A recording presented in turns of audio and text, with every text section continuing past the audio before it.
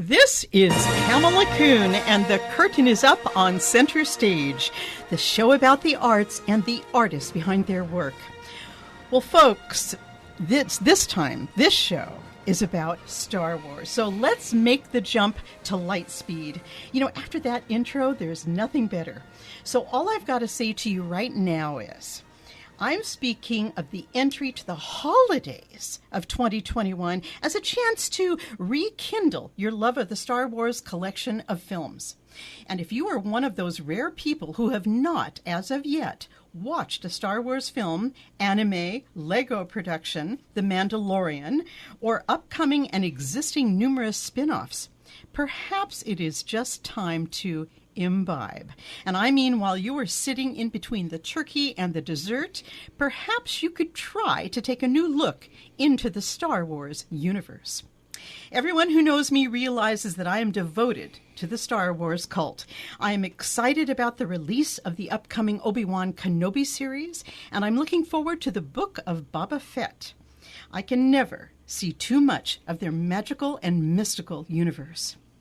But did you know that if you wanted to line up the Star Wars films and watch all of them, it will take you 25 hours and 7 minutes. Now, this is all of the live-action Star Wars movies in their original versions. You know, there are articles written about how to watch Star Wars for those who have not. So, for you out there listening, you have the choices of the chronological timeline or the release date order. And then there's the Star Wars in the Godfather order or the machete order. And no, I'm not talking about knives. We will speak about these timelines in a moment, but make no mistake, there is something in this for everyone. But then there are the spin-offs that we don't hear so much about, including even films on the Ewok adventures. And then there is something closer to me, and something closer to me today, literally, with my guest. And he is the film director and actor, Matt Mikkelsen, my buddy, my partner in crime.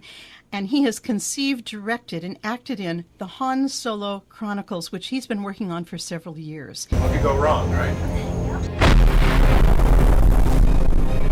So he's back on set with his band of actors and special effects guys, putting together an original film that is close to his heart. And I'll tell you right now, it has to be, because it actually also stars his daughters. So, Matt Mikkelsen, welcome back to Center Stage. How are you? Thanks for having me back. I'm loving having you here. You're sitting here in your Han Solo Chronicles t-shirt. Well, I have to. I know. I'm promoting the brand, I guess. It's a fantastic brand right now, and all I'm bringing is my little diamond necklace here. You see, with the diamonds. I didn't the see sign that. of the Fancy. rebellion. I love it. I had to beg for that a couple Christmases ago, but I got it. And here we are on our holiday season, and we can talk about your films. And I'm so thrilled, Matt, to see all of the social media that's been out about what you're doing right now with the Han Solo Chronicles. We've talked about this for years. You started this project, you did a series of shorts, and then COVID hit and kind of put a halt to everything. But you are kind back, of stopped us in baby. our tracks there. You're back. So tell us, all the back news, how did this get revved up again? And Well, I mean, like I said, we were supposed to get back to it, with actors and everything, and shooting live outside as opposed to doing everything on a green screen, which was what we did with the first one, because the first one just started as a little project to show Grandma, and then it just blew up when Boba Fett and stormtroopers and other characters wanted to jump in, and then I had to go to their house, shoot them on green screen, and then, kind of splice them in somehow to make the story. But on this one, we're actually acting and shooting outside in different locations. We decided to shoot in this spot where a lot of cosplayers go to take pictures, and people who make the costumes or buy the costumes. And it's called the White Cliffs of Kenoi. It's actually a pile of ash. It's been there for about 100 years. Outside of Harrisburg on the Susquehanna River. But it looks, the most otherworldly place that you can find on the, Upper East Coast. That's not, all trees and everything. But so I got some guys together that I found a Chewbacca and a C-3PO and a couple of years ago. And we started figuring out how we could shoot this. And then, of course, COVID came, so everything stopped to a dead halt, like the week we were supposed to shoot. So I had to cancel hotel rooms, the porta potty, all that stuff. That's a lot of work. Yeah, a little bit. Just that organization as opposed alone. to just saying, "Hey, kids, get up to the attic. Yeah. Dad's got the screen up. Let's act out some scenes." Yeah. So there's a lot more involved in money being spent and stuff like that for the basics, food, hotel, and mainly shooting out there too, because a lot of the people participating live out there. And we had some people come from as far as Ohio just to come play with us. So how do you get these people to come and play with Well, you? they all know each other. So once you tell one of them and they're interested, Yeah. they Yeah, there's call all that their big friends and go, trickle-down. "Hey, guess what I got going on?" Because we Star Wars people are a little crazy. you Well, know? I mean, there's this whole community of people out there that go to the cons, that go to the different festivals, that a lot of the different folks join clubs where they go to kids' cancer centers and entertain the kids, or they show up at baseball games on Star Wars night and giveaways and things Wow. like that. They do all kinds of stuff. But as per Lucasfilm, nobody makes any money. That's a firm understanding. Is whatever you do not sell tickets. You can't get paid to bring your R2D2 to a car dealership to do a promo for Toyota or something like that. So that's as long as you don't mess with George's rules, he's pretty hands off. So this is always incredible to me that you've been allowed to do this. Yeah. So what are these basic rules? What are the licensing laws Well, for this? I mean, you have to be tasteful. In other words, no adult films, and also no profanity and stuff like that, and don't sell tickets.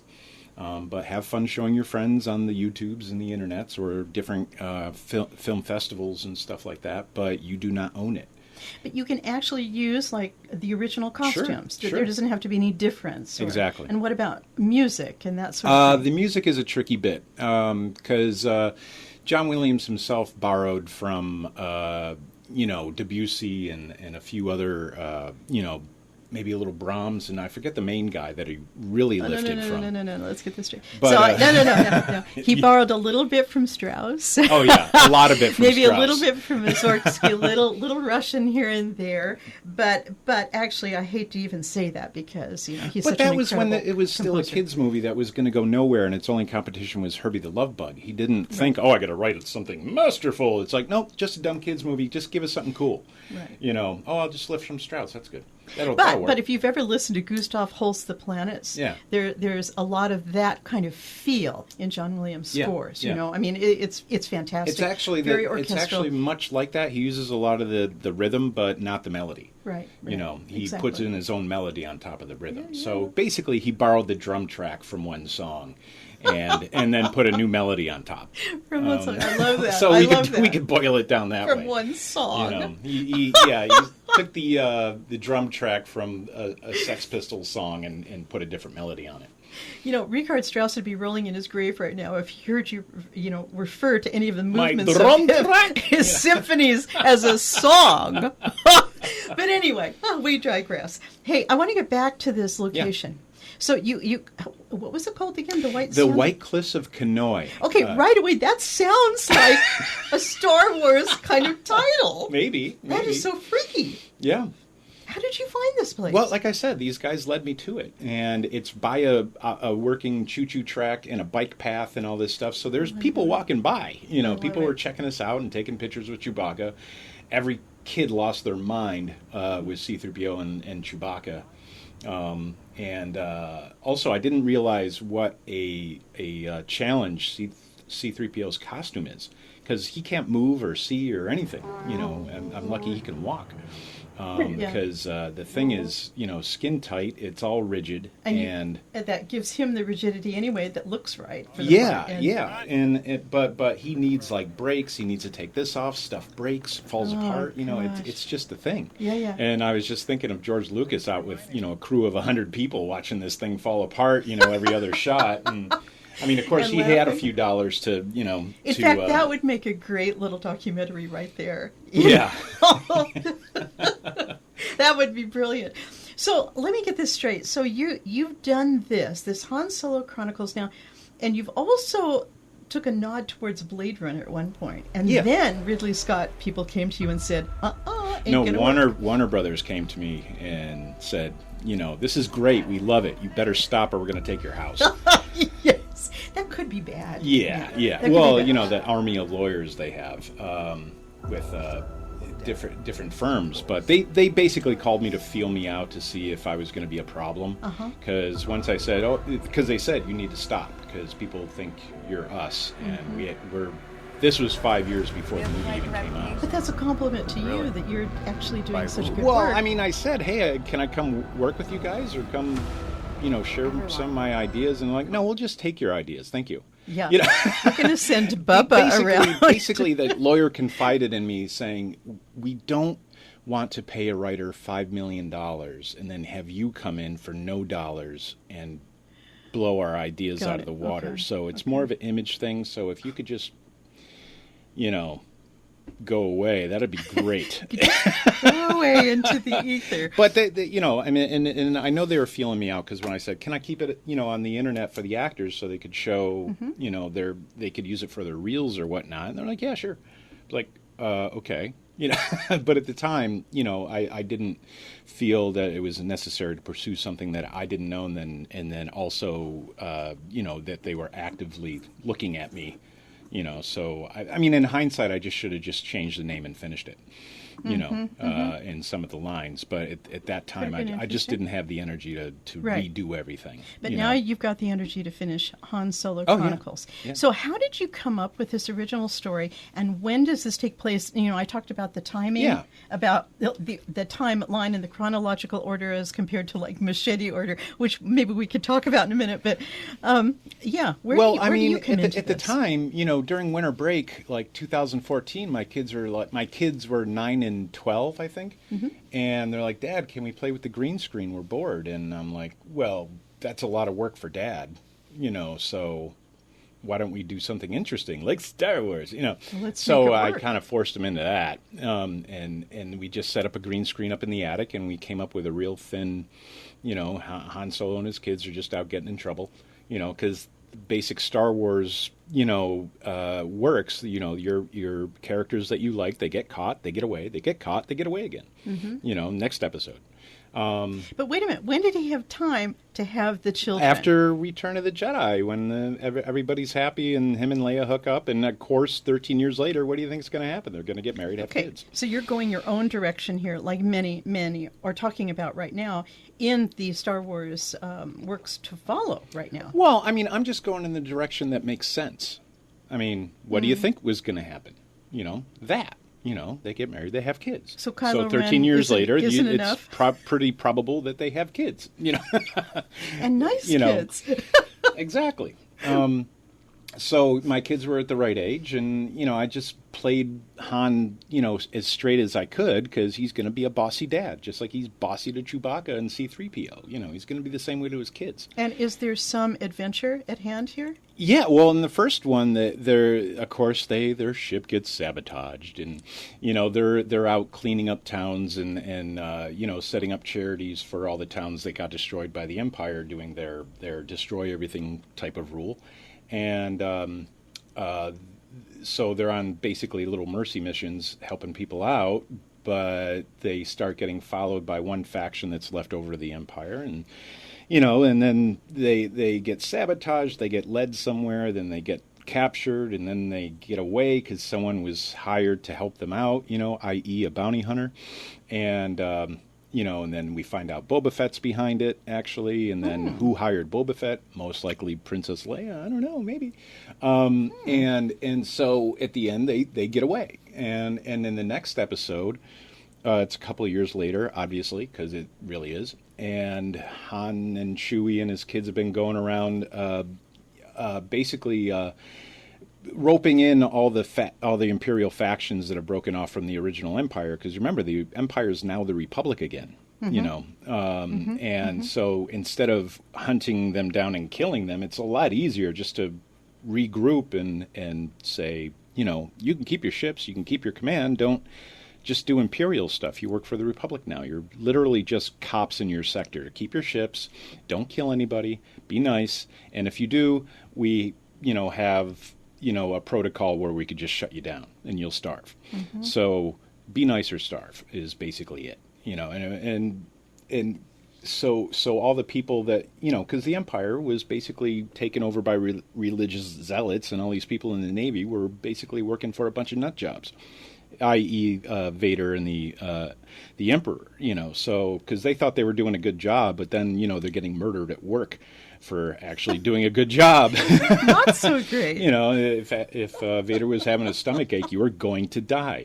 So these guys are anxious to get back to an honorable space, so with the storm, so they basically exchange what accounts to a USB, and so they can matriculate each other's data into their systems, so they're all in the same team. And of course they do like 20 of these, but this particular one goes to pot because the Republic fleet doesn't show up, and a faction of guys that don't want to rejoin the Republic show up and start bombarding them while their ship is disabled and stuff like that. So they got to get out of Dodge. And it goes from there. So how many films do you see in Well, I'm going to do this chronicles? in like 10, 12-minute bits.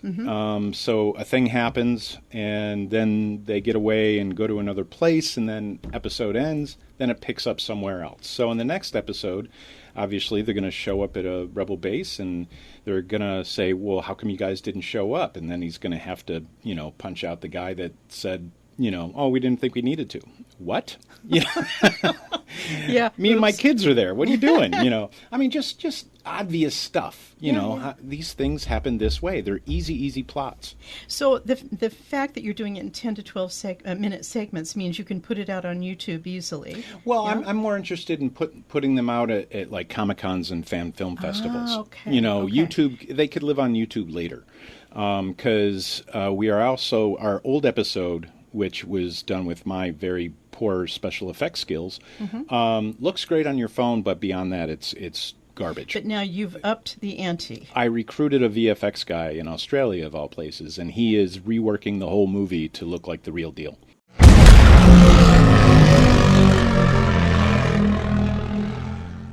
It's amazing. Yeah. So the short bits that I've seen are quite incredible. And actually, my jaw's still on the floor. What you just got out on social media right now about your past filming, I don't know how many days you were out there, but it was incredible. I mean, we were just there for one day. We're trying to get like 3 days done in one day, and we did miss some stuff because the sun didn't stay out long enough for us. I forgot to tip the guy. So we're going to have to go back and film this pieces, but we're going to edit a little bit to see what's missing, really. I mean, I have an idea of what's missing, but I want to see if it works without it, to save us some time. So who's your guy in the Chewbacca suit? He is a cosplayer by the name of Marty Miller, and he is in Pennsylvania, and he apparently is like the best one on the East Coast. That's what all his compatriots tell me. And the guy is just the coolest. And I got to tell you, it's really surreal to be standing in that space with a 7.5-foot Chewbacca next to you. Yeah. With, looking very authentic. None of this stuff you can get at, Toys R Us or any toy store. But anyway, so just having those guys there, I kind of, got the feeling, oh, this is maybe how George Lucas felt at the time. Like, is this thing going to work? But, look who's next to me. It's like, if you were a John Wayne fan, now you got John Wayne standing next to you. Exactly. Ooh, moment of frisson. So you're playing Han Solo. Yeah. Of course. Now, are you directing, or do you I'm have an directing, assistant? yeah. And well, I mean, I have a director of photography, a DP, and another buddy of mine that came down from Rochester to help to run second camera. So we have two cameras running. I'm depending on him a lot to frame shots correctly, but I have to communicate to him exactly what I need, and plus tell, I'm trying to keep it small, but if I had any more people like in the chain of command kind of thing, it would take forever. Yeah, exactly. And I mean, that's why major motion pictures cost so money, because you got 300 people behind the camera. Right. your director whispers something to the AD, the AD tells a bunch of other guys, and down the line it goes. But when you're keeping it small, it's a lot more intimate, and you can work a lot faster. So are you going to be ready for the next Comic-Con, or?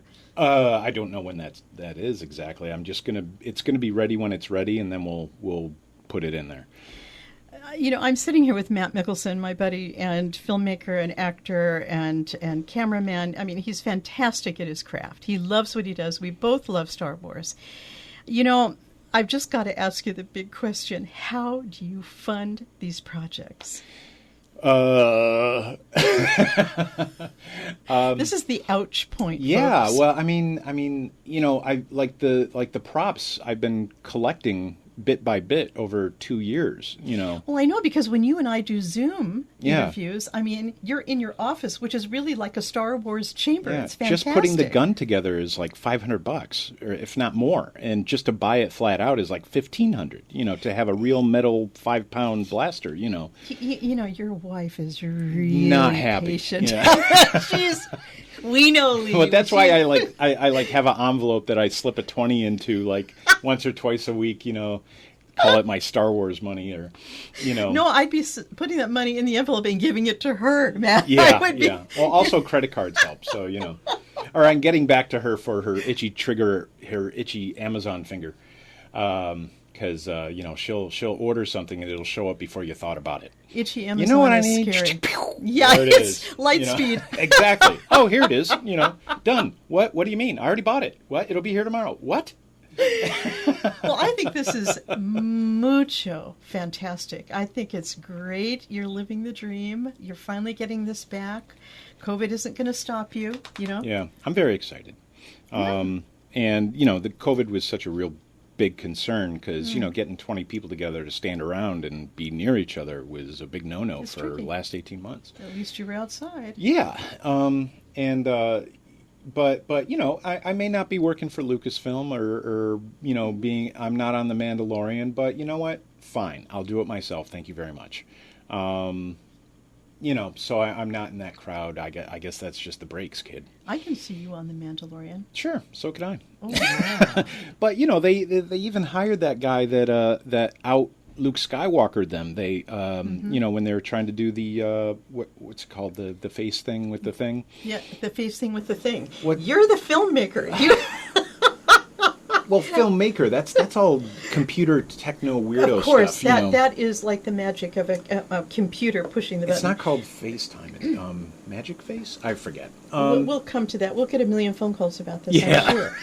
But anyway, he beat Lucasfilm at that, so they're like, "Hey, you're hired, kid." Luke Skywalker looked fantastic at the last of The Mandalorian. No, the Mandalorian they took it up to about 70, and then just some kid out there in YouTube land took it to 110, and so they hired him.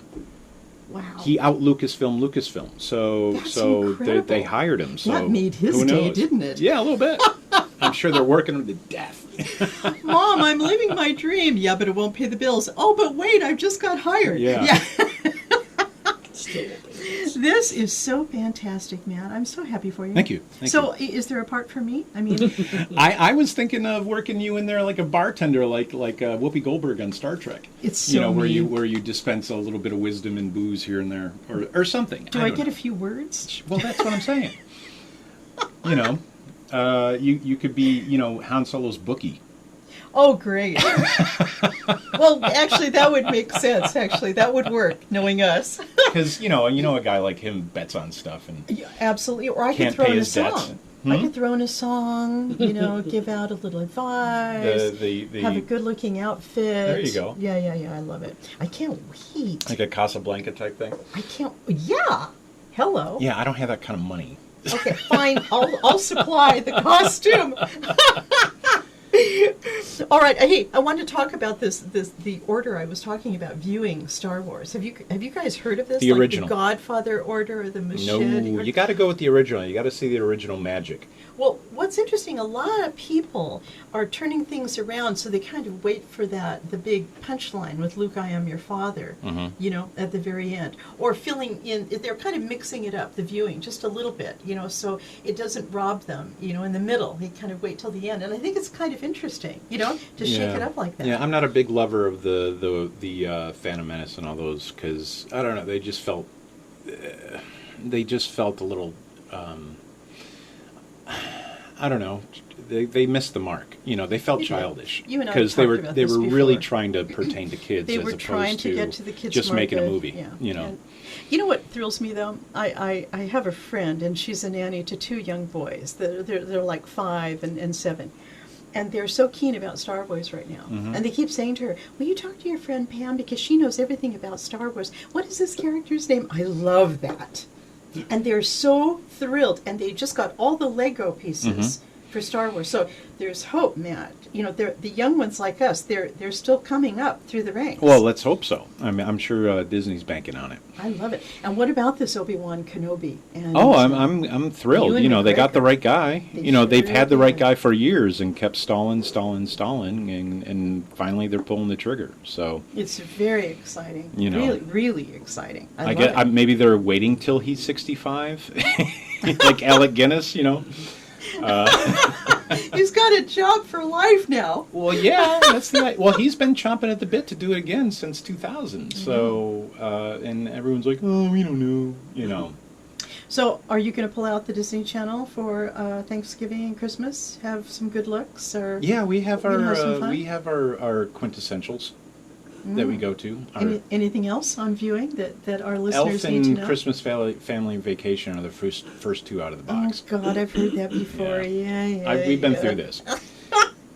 So, Any- but anything else you're binging on these days? well, it's funny that you bring that up. Yeah, we've got like 1 minute. Because Do I tell. wrote Dope Sick. See Dope Sick on Hulu now. Dope sick. Yeah. Okay. It's how the Sackler family basically, hooked millions and millions of people on Oh. OxyContin Yeah. and destroyed the country basically Yeah. for a few bucks, and how the people in the law couldn't do anything about it. And it of course you have all your movie people in TV shows now, so that's why one reason your TV shows are just amazing, because the bar is so high now. Hi, it's incredible. And thank God after the 15-year desert of reality shows dumbing us down into nothing. But now we're getting shows like Made, starring Andy McDowell and a new actress, Unorthodox, about this woman trying to leave an Orthodox Jewish community. Amazing. Wheel of Time, a little Ren Fair. I hope it picks up. And also there's a vampire show called Midnight Mass, which is really good. Hello. But they have no clue that it's vampires. They're like, they have every clue that it's a vampire, but it must not be in this world's, lexicon or whatever. Because, it's sucking blood. That's strange. Midnight Mass. Midnight I've Mass. seen that listed. I I've think gotta that's watch on the it. Netflix, I believe. This is really exciting. And I'm waiting on Witcher, The Expanse, Yep. and Hannah. Those Witcher, are my... a favorite with many. Yeah. Oh my gosh, so good. So good. Because also you have Superman in that. So, That's right. I know. All right. Well, we got to wrap this up, kid. Matt Mickelson, it's been so great to have you again. Everybody, I want you to look for the Han Solo Chronicles. This is a fan film directed by our wonderful Matt Mickelson here. Anything else you got to say real quick? No, just have a safe holiday out there, kids. It's going to be crowded. Let's have fun, and we'll do this again. Yeah, I should We hope will, so. won't Christmas we? is coming. There's a goose, and it's got a weight problem.